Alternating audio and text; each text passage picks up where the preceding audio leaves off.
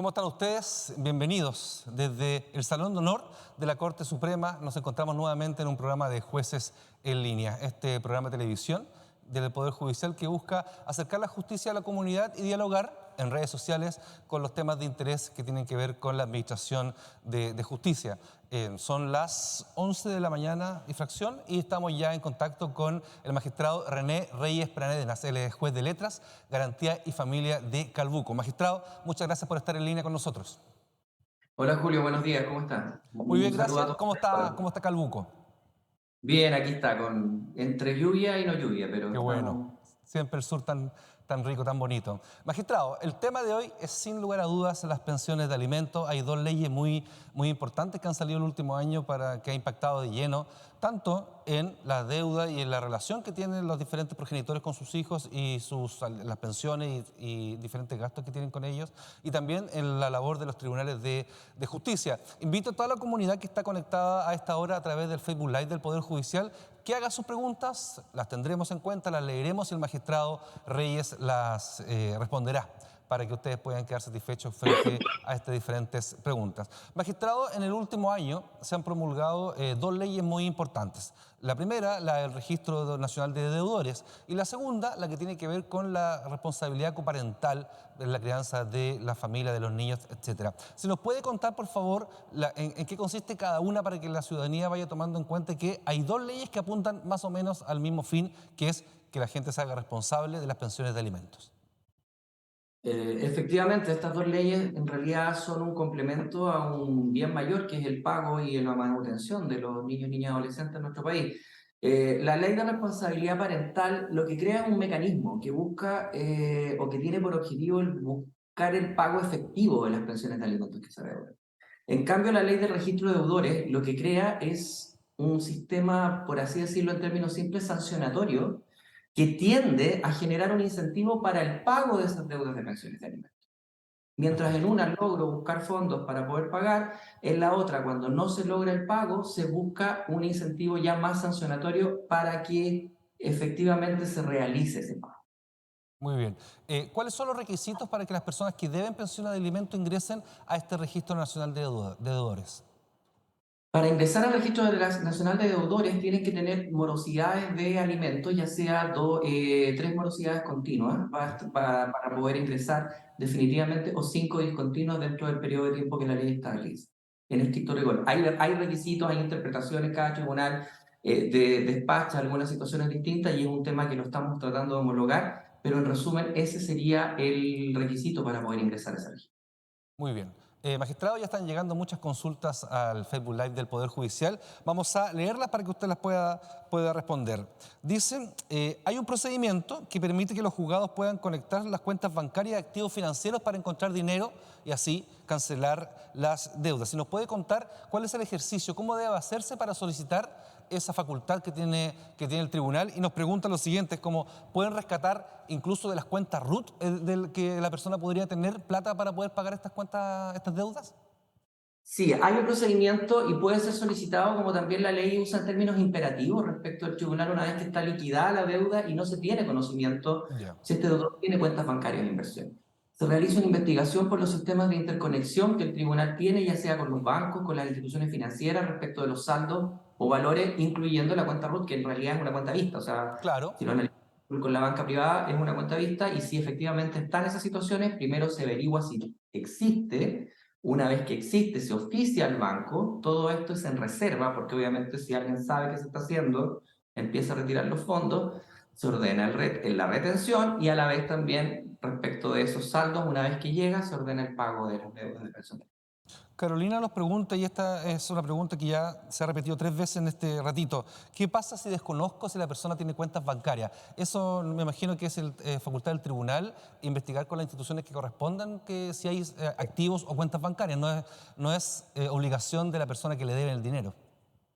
Existe una comisión de mercado financiero, por lo Ya. tanto, dentro de las facultades se oficia esa comisión de mercado financiero que me informa los movimientos tanto en cuentas bancarias como instrumentos valores y en base a eso obtengo la información para poder hacer la retención y el pago. Sí. Nos hacen más que una pregunta, un comentario. Dicen, Toda la vida yo fui detective privada, en el sentido de que yo tenía que andar buscando en qué trabajaba mi expareja, cuánto ganaba, etcétera. Al parecer, y esto le pido como reflexión, magistrado, al parecer ya no es así, no es la persona, la mujer, porque la mayoría son mujeres que tienen que andar investigando el patrimonio de las personas que le deben, sino que es el Estado el que se está haciendo cargo de estos trámites, y esto es un hecho inédito en esta ley. O sea, efectivamente, la reforma hace que ya la persona no ande como detective privado, como antaño, buscando dónde poder hacer el cobro, sino que claramente, con cuestionamientos doctrinarios o académicos al respecto, pero claramente cambia el estándar y hace que en el deudor caiga la responsabilidad, ya sea del pago o en su patrimonio o del cumplimiento de sus obligaciones alimentarias. Estamos conversando con el juez René Reyes, él es juez de letras, garantía y familia de Calbuco, tribunal perteneciente a la jurisdicción de Puerto Montt, y es nuestro juez invitado hoy día a Jueces en Línea. Nos preguntan sobre el tiempo, nos dicen, hola, mucho gusto, muchas gracias, ¿cuánto tiempo demora el trámite para pedir el pago efectivo de las deudas? Me imagino que hay proceso, hay trámite, hay plazos. ¿Se nos pudiera contar a grosso modo cómo es el proceso para que la ciudadanía pueda entender los tiempos que van a tardar en que se concreten estos pagos? Podríamos estar muchas horas hablando de los plazos que establecen ambas leyes y de cómo se enlaza uno con el otro. Si hacemos una proyección o una línea de tiempo desde el ingreso de una demanda de cobro de alimentos hasta el pago efectivo, habiendo en un mundo ideal, habiendo fondos al respecto, debería ser no más allá de 30, 60 días en que ya el pago está hecho, ¿ya? Ya. Pero obviamente hay contingencias de que no hayan fondos, de que haya alguna situación determinada que no podamos manejar, como también, por ejemplo, que haya más alimentantes que haya que oficiar a otro tribunal para que se pueda prorratear, etcétera. Entonces, no dar un tiempo exacto sería bastante temerario y irresponsable de mi parte, pero en estricto rigor, en un mundo ideal o a una situación de laboratorio, un alimentante, un deudor, calculo por los plazos que establece la ley, entre 30 y 60 días para poder tener Magistrado, un... en una situación de laboratorio exitosa, es como, hay deuda, se investigan las cuentas bancarias, hay plata. ¿Qué viene aquí en adelante? ¿El tribunal tiene que hacer una liquidación nueva para determinar qué deuda es? ¿El mismo tribunal notifica a la entidad bancaria para el pago, etcétera? ¿Se nos podría contar ese formato en el modelo exitoso, que hay plata, hay dinero? En un modelo exitoso, liquidada la deuda y oficiado al banco y teniendo ya claro cuál es el banco, se tiene que informar dentro de los 5 días al banco para que retenga y realice la retención, y dentro de los 10 días siguientes ya debería estar depositado el dinero, de acuerdo a los plazos que establece la norma. Claramente, en muchas ocasiones eso no se cumple, pero sí está por lo menos así dispuesto. Nos preguntan si se pueden utilizar todos los fondos que una persona tiene en su cuenta bancaria para pagar la deuda. Un ejemplo, no lo dice, pero un ejemplo, si deben 2 millones y tiene 2 millones en su cuenta, ¿es posible que el tribunal obtenga todo ese dinero para el pago? La ley no hace una distinción y la única distinción que hace respecto de fondos es cuando usamos el procedimiento extraordinario, lo que dice relación con la retención de saldos de FP. Por lo tanto, va a depender bastante del criterio del oficio a la que se despacha el banco, pero a mi juicio, por lo menos, si tiene 2 millones de pesos y la deuda de 2 millones de pesos, puedo usar todos los fondos sin ningún inconveniente. Perfecto. Y en el ejercicio negativo, pues, si no se detectan cuentas bancarias ni activos financieros, ¿qué es lo que viene? ¿Qué facultad tiene el tribunal para seguir buscando dinero frente a eso? Entiendo que es lo de la AFP. ¿Se nos puede contar ese proceso, por favor? Si no hay cuentas bancarias, se solicita por interconexión los saldos de la FP, estableciéndose una medida cautelar de prohibición de que el cotizante pueda cambiarse de AFP, y de ahí se hace la distinción respecto de la cantidad de años que le falta para jubilar hasta el monto que se puede retener. Si faltan 15 años o menos para jubilar, 50%; entre 15 y 30, 80%; y más de 30 años, 90% de la retención de los fondos de la FP. Magistrado, y toda esa plata se deposita a la cuenta que tiene inscrita, cuenta de costado seguramente que tiene inscrita la persona del tribunal. ¿Mm? Así es. A menos que yo detecte que haya otros alimentarios, y en ese caso tengo que distinguir cuál es la causa más antigua y oficiar a ese tribunal para que pueda prorratear y ver en cuántas cuentas depositamos ese dinero. Usted dio en el clavo con la pregunta que viene ahora. También se ha repetido mucho en la jornada. Voy a decir una, pero se ha repetido. Es como mi ex marido tiene hijos de varias familias anteriormente, incluso en varias ciudades. ¿Cómo se reparte el dinero o cómo se acredita la deuda y cómo se le da dando prioridad a preguntas? ¿Cómo se le...? Bueno, es una muy buena pregunta. La han repetido mucho durante este rato, así que me imagino que debe Es ser muy una muy común. buena pregunta y ahí yo solo puedo contestar de acuerdo al criterio que existe, por lo menos acá, respecto de cuál es la causa más antigua. La ley habla de que yo tengo que oficiar al tribunal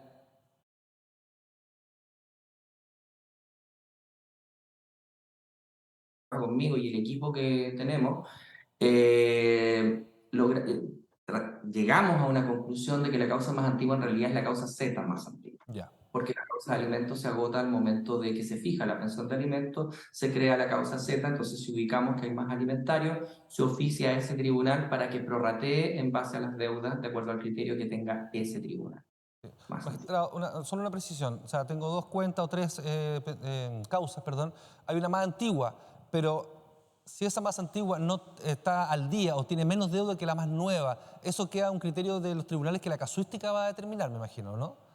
La La casuística ley la va no lo explica. determinando y la ley no lo explica. La ley, lamentablemente, la ley tiene un vacío en ese sentido, la ley no explica, debería ser, obviamente, si yo fuera el tribunal más antiguo, voy en base a proporción de las deudas de alimentos en ese sentido, no por un tema igualitario, porque muchas veces hay un alimentario que tiene, a veces ni siquiera tiene deuda, y hay Así dos o es. más que tienen. Entonces uno va de acuerdo a las máximas que uno va aplicando o a los principios de justicia que tiene que aplicar ante el pasillo legislativo que hay, en ese sentido. Absolutamente.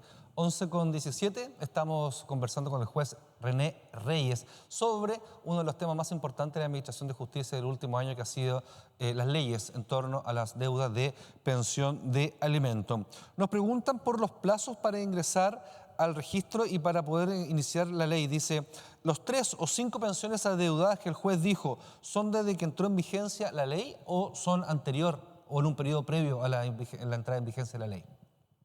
Hubo también una discusión respecto de si se consideraba o no si era anterior o no anterior a la ley. A mi juicio, la ley no distingue respecto de los 5 discontinuos. De los 3 continuos, efectivamente, desde que ingresó en vigencia, Ya. pero los 5 discontinuos considero periodos anteriores a la hora de pasarlo al registro. Pero también hubo una discusión ahí dependiendo de cada tribunal. Perfecto. Catherine nos dice, muy buen día, mi consulta es si el juez nos puede, si un juez puede poner una pensión por debajo del mínimo, ya que igual debe estar pagando la deuda de pensión de alimento en conjunto cada mes. Es decir, cómo el juez genera la decisión de un pago de deuda cuando además está pagando paralelamente, me imagino, normalmente la pensión que se paga media mes. Bueno, Cómo ahí se juntan las dos finalmente? la ley es clara, la ley de alimentos no fue derogada del todo con estas dos leyes que ingresaron, son complementarias al proceso y ahí hasta el 50% de los ingresos de la persona. Efectivamente, cuando se acreditan situaciones que hagan fijar una pensión de alimentos por debajo del mínimo legal, es posible fijarla, pero a mi juicio ese es mérito de juicio. Muy bien. Leslie nos dice, ¿cuándo se comienza a pagar? Y tiene que ver un poco con el tema de los plazos de las solicitudes. Tengo un trámite al día, me deben 13 años de pensión, pero aún así me han rechazado 2 veces la solicitud de retiro de fondos extraordinarios, que me imagino que tiene que ver con las AFP. ¿Cuándo ya las personas pueden exigir el pago desde la AFP? Porque también tiene una temporalidad que usted nos contaba al principio. Eso es súper interesante porque como la oficina judicial virtual abrió trámites a objeto de que las personas puedan generar esta situación, hay ciertos requisitos para poder optar a uno y otro. Y en este caso la norma es clara en señalar que para poder optar al FP tengo que agotar primero las instancias bancarias que hayan disponibilidad de fondos. Y solo en ese caso puedo optar a la retención de fondos de FP. Entonces, si me presentan primero la situación de FP y no está agotado el otro tema, necesariamente en el caso de la persona que está preguntando se le rechaza. Por eso tiene que respetar esos plazos y los caminos que se establecen para poder llegar a eso. Magistrado, ¿se nos puede recordar, como estamos hablando de este tema, el plazo que existe para que las personas puedan pedir a través de la página web del Poder Judicial el retiro de fondos de la AFP? ¿Se nos puede recordar eso? Lo dijo al principio, pero se nos puede reiterar ya que estamos hablando de ese punto. 3 pensiones continuas, 5 pensiones impagas discontinuas. Ya, esa es una información muy importante para la gente que está hasta ahora conectada, porque si no lo hace dentro de ese plazo, el tribunal va a rechazar esa solicitud, no porque sea injusta, sino porque no se han cumplido los plazos necesarios para hacer esta solicitud. Tenemos hasta ahora más de 60 personas conectadas, magistrado, y estamos recibiendo muchas consultas frente a esto. Le agradecemos a todos los que están en línea hasta ahora y también, obviamente, a usted que se encuentra en el juzgado de Calbuco. Me preguntan también, y usted también lo decía, en torno a la relación de las leyes nuevas con las antiguas que tienen que ver con los apremios. Dice, al interponer una medida de apremio, lo pregunta Claudia, el arresto, ¿qué pasa si no es detenido o encontrado? ¿Qué puedo hacer? Los apremios siguen vigentes, me imagino, ¿cierto? Las leyes anteriores. Los apremios siguen vigentes y puede seguir efectivamente con el procedimiento como lo establece la ley. O sea, no hay una forma de, si no lo encuentran, a lo imposible nadie está obligado, pero después de que el arresto sí. Pero yo puedo estar con una orden de apremio, no me han pillado, pero paralelamente me pueden retirar mis fondos de la AFP o de alguna cuenta bancaria. Son las dos cosas Podemos seguir paralelas. con el procedimiento especial o podemos seguir con el procedimiento extraordinario dependiendo del caso. Perfecto. Seguimos recibiendo preguntas. Estamos acá con el juez René Reyes Planeda, es juez de Calbuco. Dice, una pregunta más genérica. ¿Hasta qué edad yo puedo solicitar la pensión de alimentos para un hijo? Tiene 22 años, está estudiando y nunca ha hecho el trámite. 21 años si no está estudiando, 28 años si está estudiando. Aunque no haya nunca realizado la solicitud de pensión de alimentos. Aunque no haya nunca realizado la solicitud de pensión. Perfecto. Seguimos recibiendo consultas de la ciudadanía, están muy interesadas, como le contaba, tenemos más de 60 personas conectadas en el Facebook Live del Poder Judicial. ¿Qué pasa si está pagando el empleador actualmente? ¿Puedo pedir pago de fondos provisionales en paralelo? Me imagino que hay una vigencia de pago actual, pero hay una deuda atrasada que no es parte, obviamente, de lo que está pagando el empleador mes a mes. ¿Qué pasa en esta situación? Bueno, si en esta situación se aplican los procedimientos de cobro, pues efectivamente puede seguir cobrando el saldo insoluto, pero eso no va a afectar el pago de la pensión de alimentos actual. Y a eso me remito a lo que ya conversamos respecto a los procedimientos que existen para poder cobrar la deuda. Nos preguntan sobre lo mismo. ¿Cómo se pide para que el empleador sea el que pague directamente la pensión de alimento y no pase a través del trabajador, que es obviamente también de deudor? Me imagino que es como lo óptimo, pero no toda la gente lo puede hacer, parece, ¿no? La regla general a la hora de la fijación de una pensión de alimento es la retención del empleado. Ya, Por lo tanto, al momento de condenarse una pensión de alimentos, si no hay acuerdo de las partes para el pago directo, se debe condenar a la retención por el empleado. perfecto. Estamos recibiendo las preguntas. Si estoy en el Registro Nacional de Deudores, ¿qué debo hacer para salir? ¿Pagar o además debo hacer un trámite que me permita salir de este registro? Debe pagar, obviamente, para poder salir. Y como las liquidaciones son, debe solicitarlo al tribunal también. Las liquidaciones son automáticas. En estricto rigor, el sistema permitiría su salida, pero la sugerencia es que realice la solicitud también para acreditando el pago, se reliquide y pueda salir. O sea, yo pago, tengo el registro, el comprobante de pago y hago una solicitud al tribunal para que se asegure que finalmente salga de este registro. Cintia nos pregunta, ¿qué pasa si un deudor fallece? ¿En qué queda esa deuda? Es una deuda, por lo tanto puede continuar con las reglas generales, se puede continuar el cobro de la deuda con los herederos, pero claramente va a quedar fija hasta el momento de el fallecimiento del causante en este caso. Y si efectivamente, de acuerdo a la ley, puede demandar, por ejemplo, los abuelos, tendría que realizar la demanda de alimentos para continuar, porque no se puede seguir acumulando la deuda después de la muerte. Magistrado, nos consultan, dice, entiendo que en la ley de corresponsabilidad se valoriza o hay un rol financiero de la persona que cuida a los niños y no trabaja. Eso es algo que los medios de comunicación no han desarrollado tanto, pero que es parte de la ley. ¿Se nos puede explicar, por favor, a grosso modo, qué significa esto y cómo se lleva a la práctica? En la práctica es un tema de valoración de juicio y obviamente con medios probatorios de valorar efectivamente el trabajo doméstico. A mi juicio, y haciéndome responsable de eso, fue más una declaración de principios de la ley, pero no generó el mecanismo de tasación de este trabajo doméstico. Por lo tanto, queda a criterio de cada sentenciador la posibilidad de fijar ese monto al respecto. Perfecto. Estamos conversando con el juez René Reyes. Él es juez de letras de Calbuco, juez de letras, garantía y también familia. Vamos terminando ya con las preguntas. Hemos tratado de responder todas y la que no hemos hecho directamente se engloba dentro de algunas que hemos hecho. ¿Qué pasa cuando los bancos o entidades financieras no responden al tribunal en el tiempo razonable, por lo tanto no pueden congelarse las cuentas? Primero hay un delito que se llama desacato cuando no se cumple con una orden judicial. Y en segundo lugar, hay reiteraciones, puede haber multas y obviamente también están las acciones civiles, a mi juicio, en el evento de que efectivamente haya una distracción de fondos en el periodo de dilación bancaria a la hora de informar. Magistrado, le queremos dar las gracias. Tenemos muchas consultas. Estoy seguro que hemos tratado de englobar la mayoría de los temas que la ciudadanía ha consultado a través de Facebook Live del Poder Judicial. Magistrado, le queremos dar las gracias por haber estado en línea. Muchas gracias, Julio. Se entienden las consultas, claramente es un proceso de implementación y ya nos va a contestarla en la medida de lo posible. Lo vamos a Que esté molestar muy seguramente prontamente. Por mi parte, me bien. despido. Les recuerdo que este programa va a quedar alojado en Facebook del Poder Judicial y también en el canal de YouTube del Poder Judicial, por lo tanto usted lo puede repasar o también compartir si encuentra que este material es interesante. Por mi parte, me despido y nos reencontramos prontamente en un nuevo capítulo de Jueces en Línea. Hasta pronto. Muchas gracias. Estamos fuera. René, un abrazo.